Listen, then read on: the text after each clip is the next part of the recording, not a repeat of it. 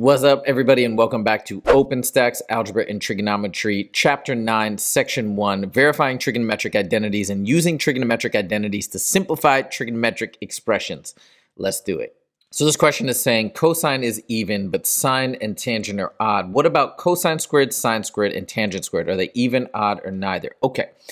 So if we take an even function like cosine and we square it, nothing's going to change. It's still going to be even, because you can imagine, right, an even function, whether you plug in negative x, it's still going to be the same, right? Like the reason why cosine is an even function is because cosine of negative x is cosine of x. So if I square these guys, right, nothing's going to change. Then cosine of negative x squared will still be like cosine of x squared. It's the same. So what about these odd functions, right? So let's say cosine, let's just first write cosine squared will be even. So what about sine and tangent? Well, sine and tangent they're not neither, they're odd. That means that sine of negative x is equal to negative sine of x.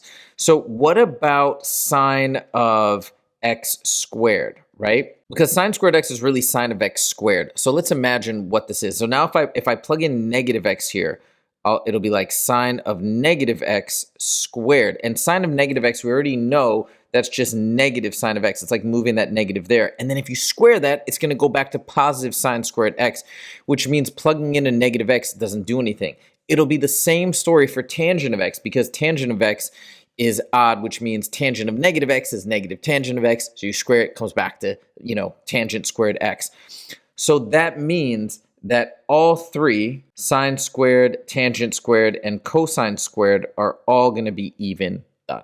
So this one says, after examining the reciprocal identity for secant, explain why the function is undefined at certain points. So what they're really referring to is the fact that secant of t is the same as or is equal to 1 over cosine of t.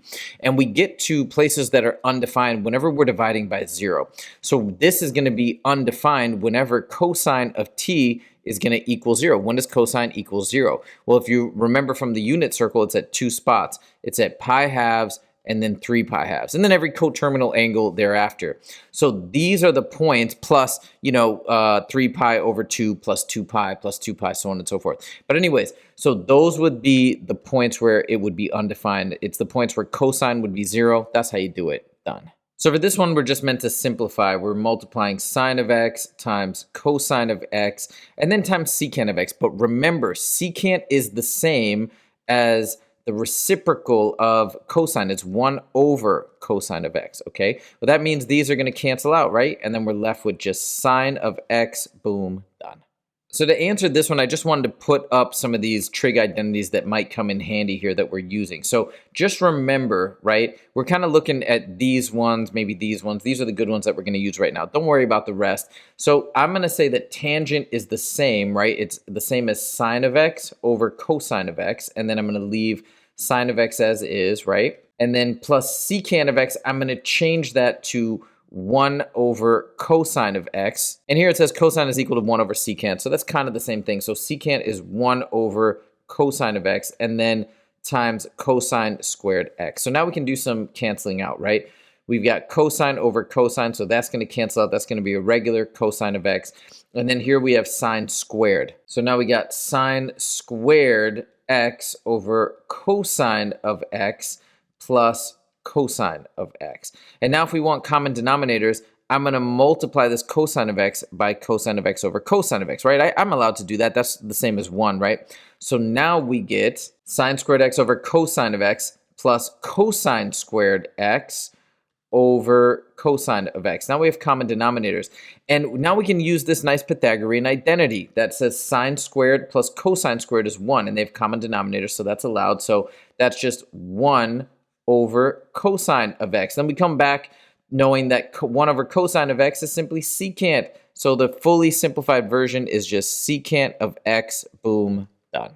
So for this one, we got cotangent plus tangent over secant of negative t. And if you remember, secant is related to cosine, and they're both even functions, which means that secant of negative t is the same as secant of t. Next one I'm going to do is I'm going to split these up into 2 separate fractions. And by the way, cotangent is the same as cosine over sine, so I can make that cosine of t over sine of t.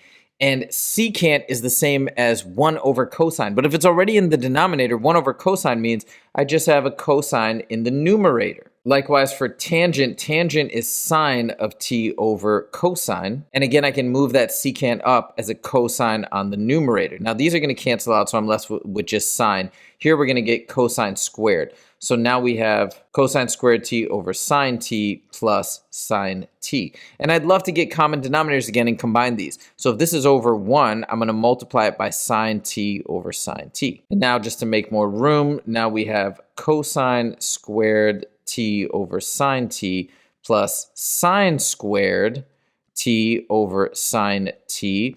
And then cosine squared plus sine squared, as we see here in this Pythagorean identity, that's just 1. So this equals 1 over sine of t. And 1 over sine of t is the same as cosecant, okay? So this is just cosecant of t, boom, done. So for this one, we got tangent times cotangent. And again, we got a negative x, and a minus there. But what are tangent and cotangent? Are they odd, even, or neither? Well, they're both actually odd functions. So that means tangent of negative x is negative tangent of positive x. Cotangent of negative x is, again, negative cotangent of positive x. So then I got negative tangent of x times negative cotangent of x. Those negatives will cancel out. And then I still got that minus in the front. So this is negative tangent x cotangent x. And tangent and cotangent, they're reciprocals of each other, right? 1 over cotangent equals tangent. Or I can say cotangent is 1 over tangent of x. So tangent times 1 over tangent, that's just 1. And then we got the negative in front, which makes it negative 1. Boom, done.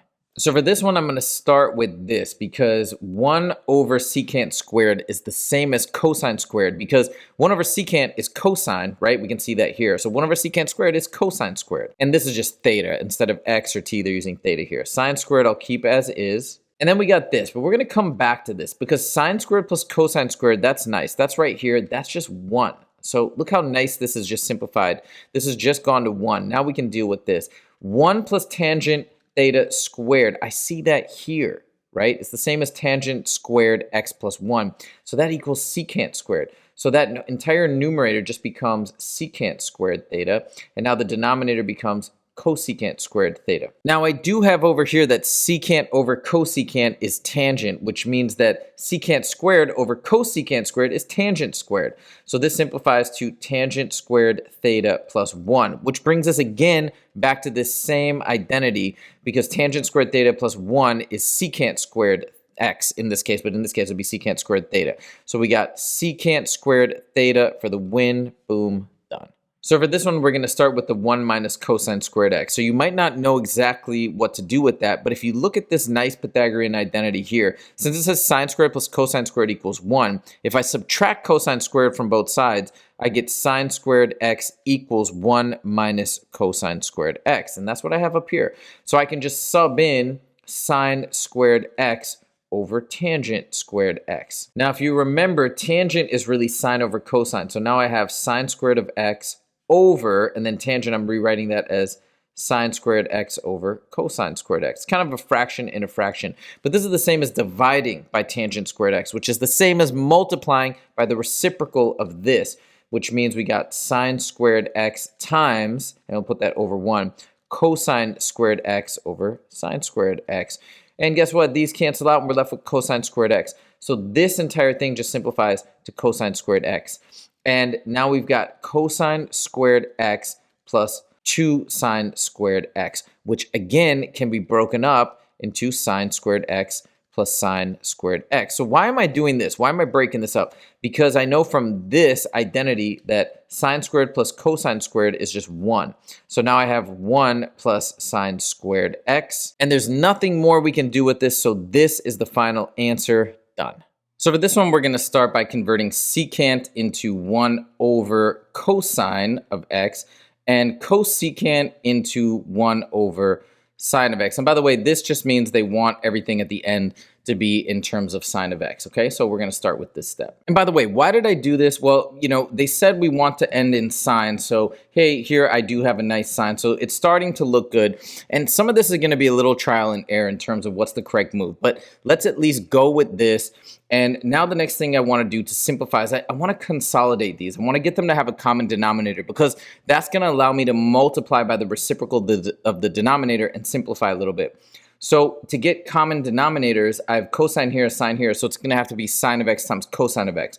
So I'm going to multiply this one by sine of x over sine of x, this one by cosine of x over cosine of x. So let's rewrite that. So now we have this, and now we have common denominator, so I can merge these together. And now that I have a single denominator, it's dividing by this, which is the same as multiplying by the reciprocal of this, which is 1 over 1, which is 1 over 1 plus tangent of x. Now, as we multiply across, of course, the top stays the same. And for the denominator, I have 1 times sine of x cosine of x, which is just sine of x cosine of x. And then now here's the thing, tangent times sine of x cosine of x. What is that? So if you remember that tangent based on this identity is sine of x over cosine of x, if I rewrite it as such, and then I multiply it against sine of x times sine of x cosine of x, right? What happens is these cancel out and I'm left with sine squared. So that just becomes plus sine squared x. Now this is relevant because in the denominator, I can now factor out sine of x, and I'm left with cosine of x plus, if I factor out sine of x from sine squared x, it just becomes regular sine of x. Now I have sine of x plus cosine of x over sine of x plus cosine of x. It's flipped, but it's the same thing. So these are going to cancel out, and we're left with 1 over sine of x. Boom, done. So for this one, I'm going to start by, and I know we want to get this to be cotangent of x, but I'm going to actually start by turning cotangent into cosine over sine, because then I can maybe get a common denominator situation. Now, if I want a common denominator, I'm going to have to multiply the right side by cosine of x over cosine of x. So now I get here cosine squared x, and now I get 1 minus that, and then on the bottom, I get that sine x cosine x. So this is good. I've consolidated everything into a single expression, and 1 minus cosine squared x, that reminds me of this Pythagorean identity, because if I subtract cosine squared, sine squared x equals 1 minus cosine squared x. So let's put that, replace that there. So we get sine squared x over sine of x times cosine of x. Last but not least, we can do some cancellation here. That cancels out with that. So now we're just left with sine of x over cosine of x. And guess what? That's the same as tangent of x. Now I want this in cotangent of x. So tangent of x is actually the same as 1 over cotangent of x. So there's your final answer, done. So for this one, we want to get everything in terms of tangent of x up here, but let's first start by simplifying. So I'm going to FOIL this out. So let's multiply. So first we go these two guys, secant times sine. And if you remember, secant is 1 over cosine of x. So 1 over cosine of x times sine of x is sine over cosine, which is the same as tangent. So I'm going to actually write that as tangent, these guys multiplying, right? Now we do secant of x times cosine of x. These are reciprocals of each other, meaning when they multiply, it just becomes 1. Then I got cosecant times sine, again, reciprocals. So when I multiply them, I get 1 again. Last but not least, I get cosecant times cosine. Again, cosecant is the same as 1 over sine of x. So 1 over sine of x times cosine of x gives us cosine over sine, which is the same as cotangent x. Now on the outside, I still have minus 2 minus cotangent of x. So these two are going to cancel out, and these two 1s are going to cancel out with that negative 2. So what are we left with? We're just left with that nice tangent of x. That's how you do it. Done. So for this one, I'm thinking I definitely need to consolidate these, but they don't have common denominators. But I can get common denominators by multiplying that denominator by that and this denominator by this, okay? So this one on the left, I'm going to multiply by 1 minus sine x. And on the right side, I'm going to multiply by 1 plus sine of x. So I'm going to use a different color here so you can kind of see a little bit more clearly what I'm doing. So this side is going to be using that denominator, 1 minus sine of x. But we have to do the same on the top and the bottom. Otherwise, it's not legit. You're changing it. So this is good, because 1 over sine of x, 1 minus sine of x over 1 minus sine of x, it's like multiplying by 1, and you're allowed to do that. So for this side, I got to multiply by 1 plus sine of x, okay? Now we can start to simplify. So on the bottom, we get 1 negative sine of x, positive sine of x, those cancel out, minus sine squared x. And we get the same with this denominator. So that's the new common denominator. And now we got to simplify these numerators. So here we get 1 negative sine x, that's negative 2 sine x. And then negative sine x times negative sine x is sine squared. And remember, we're minusing whatever is over here. So let's just put that like that. So we know we got to distribute a negative at the end. But then we have 1 plus sine of x times 1 plus sine of x. So that becomes 1 sine x, that's plus 2 sine x as we FOIL. And then last but not least, sine times sine is sine squared. Now we're going to distribute that negative here, here, and here. And we get negative 1, negative 2 sine of x, and then negative sine squared of x. Now this is going to cancel out with this, and the 1 is going to cancel out with the negative 1. Negative 2 sine of x minus 2 sine of x is negative 4 sine of x. And on the bottom, I can leave it like this, or I can use my Pythagorean identity and recognize that 1 minus sine squared is the same as cosine squared. I like that better. Now remember, we need to get to secant and tangent. So this is actually going to be perfect because I'm going to rewrite this. Watch this. So I got negative 4, and then I'll say sine of, I'm just bringing the negative 4 out front. Then I got sine of x, and then on the bottom, I'm going to spread out that cosine of x squared. So I'm going to write cosine of x and cosine of x. Okay, why am I doing this? Because I know that sine over cosine is tangent. So now I got negative 4 tangent of x. And then cosine of x in the denominator is really 1 over cosine of x, which is the same as secant x. So now I've got my final answer, negative 4 tangent x times secant of x, boom, done. So for this one, we want secant of x to be turned into terms of cotangent of x. And when I look at my identities, I've got secant x here, and I don't have cotangent, but I have tangent, and tangent's related. So I can kind of use that identity to get this. So check this out. Tangent squared is the same as, just like 1 over cotangent is tangent, 1 over cotangent squared is also tangent squared. And then that plus 1 equals secant squared x, okay? So now I can get secant in terms of cotangent, because all I have to do from this point is I don't want secant squared, I want secant. So I'm gonna take the square root of both sides, and then I get, for this, I get square root of 1 over cotangent squared x plus 1. And we have to say plus or minus, right? Because we're taking the square root. So that's how you do it, done. So for this one, they want cotangent in terms of sine, and I see this nice identity right here that we can use, okay? So check this out. 1 plus cotangent squared x equals cosecant squared x. But again, I want this in terms of sine. So instead of saying cosecant squared, I can say 1 over sine squared x. Because remember, 1 over sine is cosecant. 1 over sine squared is cosecant squared x. Okay, so now we're good here. So next what I'm going to do is I'm going to subtract 1 from both sides. I'm going to consolidate this next. Now, I don't have to, but I'm going to do it because that's what they did in the back of the book. So they got common denominators. So they made 1 into sine squared over sine squared. So now I got 1 over sine squared minus sine squared x over sine squared. And then this becomes 1 minus sine squared x over sine squared x, right? And then the last step, because that's what equals cotangent squared x. So I want cotangent x, so I need to take the square roots of both sides.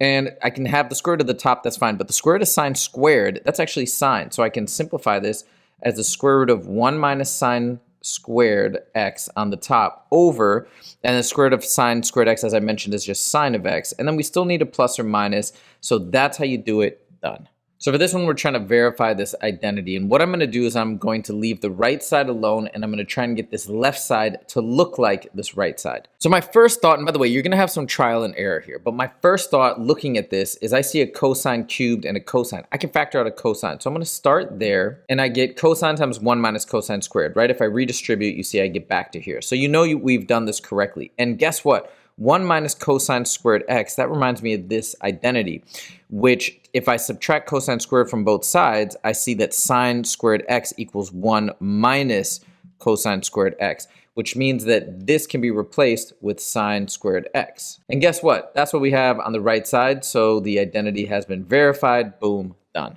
So for this one, this is a kind of a strange one because usually it's just something equal to something, but they got 3 things. But you can quickly see that this is, of course, the same as this. All they did is they broke this up into 1 over cosine squared, which is that, And then they separated the second part into sine squared over cosine squared, which is this. Okay, so we're trying to show that this equals this. So I'm going to leave this alone, and I'm going to say that sine squared x over cosine squared x, that's going to be pretty straightforward because that's just straight up tangent squared x. Then I see that 1 over cosine squared of x is here, and I'm going to actually convert that to secant squared x. Again, remember, there's going to be trial and error here. Not every way that you go might necessarily get you to verify this identity, but let's at least start here. Okay, now I know I'm trying to get 1 plus 2 tangent squared x. So I got 1 tangent squared x, and then I got this crazy thing. So I want just only tangent and 1 somehow. Well, look at this identity. This is perfect. Secant squared x equals tangent squared x plus 1. So I can replace secant squared with tangent squared x plus 1 and then plus tangent squared x. Now these guys can be combined into 2 tangent squared x with that 1 left at the front. And that's how you do it. Boom, done.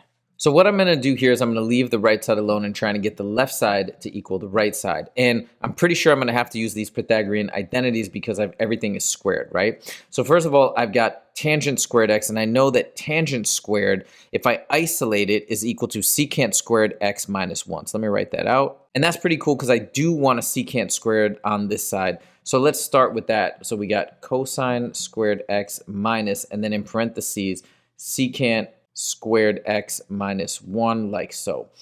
And now I got this cosine squared x, and I know I need a sine squared x. Well, guess what? Again, I can use this identity because if I subtract sine squared from both sides, I got cosine squared x equals 1 minus sine squared x. So let's plug that in for cosine squared x. So now I got 1 minus sine squared x, and then let's distribute the negative, minus secant squared x. And then negative times negative 1 is positive 1.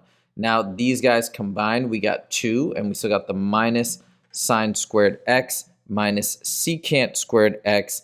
That's how you do it. Verified, done. So for this one, we need to either prove or disprove this identity. Let's start by just distributing the cosecant squared. So cosecant squared x times 1 is, of course, cosecant squared x. Cosecant squared times sine squared. Remember, these are reciprocals of each other, which means if you multiply something times its reciprocal, it's just 1. So now I have cosecant squared plus 1 on the left-hand side. And then I can go to this identity because it involves cosecant squared and cotangent squared. And is cosecant squared x plus 1 equal to cotangent squared x? Actually, it's not. Because if I subtract 1 from both sides, I get cotangent squared x equals cosecant squared x minus 1. And here we have plus 1. So this is an issue. This actually shows that it should be this, but instead the left side is this, which means this is not a true identity. This is false. Boom, done. So for this one, let's start with the fact that sine is an odd function, which means sine of negative x is negative sine of x. So I can just bring the negative out and make that positive x. So now I got tangent of x over secant of x times sine of x, and this whole thing is negative. Now remember, secant of x is really 1 over cosine of x. So when I have secant of x in the denominator, it's really like having cosine in the numerator. So now I've got tangent of x times cosine of x times sine of x. Now I'm going to convert tangent of x into sine over cosine, which we see here. So now you can see that this cancels with this, and then I've got sine times sine, and that's going to be sine squared x. This does not equal cosine squared x, which means this is false. Boom, done. So for this one, what I'm going to do is I'm actually going to multiply this one by 1 minus sine of x. It's a little bit of a gut instinct here, but that's going to help me get a Pythagorean identity, hopefully. So let's start there. So we're going to multiply by 1 minus sine of x. It's basically the conjugate of that numerator. The reason why this is great is because I get 1 negative sine of x, positive sine of x, those cancel out, minus sine x squared. So I got 1 minus sine squared x on the top. And then on the bottom, I just distribute, and I get cosine of x minus cosine of x sine of x. The cool thing about this is 1 minus sine squared from this identity is the same as cosine squared, because if I subtract sine squared from both sides, I literally get cosine squared x equals 1 minus sine squared x. So then I can rewrite this as cosine squared x over that same denominator. Now if I factor cosine of x out of the denominator, I get cosine times 1 minus sine of x, and that numerator is still cosine squared x. Then I can cancel this, cancel one of these, and guess what? We get cosine of x over 1 minus sine of x. One little thing that we have to do now is we have to recognize, like it's almost the same, but it's 1 minus sine of x, not 1 plus sine of negative x. But because sine of x is an odd function, 1 minus sine of x is the same as 1 plus sine of negative x. So now we have verified the identity. It's true. Boom. Done. So for this one, we're trying to verify whether or not this identity is true or false. And to do that, I want to get everything on the left side in terms of cosine, because obviously on the right side, we only have cosine squared. So let's use this identity, and we recognize that sine squared x, if I subtract cosine squared from both sides, equals 1 minus cosine squared of x. So I'm going to plug this in for sine squared here. So I've got 3 times 1 minus cosine squared x plus 4 cosine squared x. By the way, I just replaced the theta with x just for the time being, okay? But it's just easier to write x, but it's essentially the same thing, right? I'm just changing the variable. So now I'm going to distribute. I get 3 minus 3 cosine squared x plus 4 cosine squared x. So a negative 3 and a positive 4 is the coefficients. You add them together, you just get 1. So we get 3 plus cosine squared x. Again, x is just a replacement for theta. It's the same thing. So 3 plus cosine squared theta, which is the right side. So it has been verified. This is true. Boom, done. I hope you guys enjoyed this video, and if you did, please click that like button. If you want to see more from the Scalar Learning channel, make sure to click subscribe. Thank you guys so much for joining, and I'll see you in the next video. Take it easy.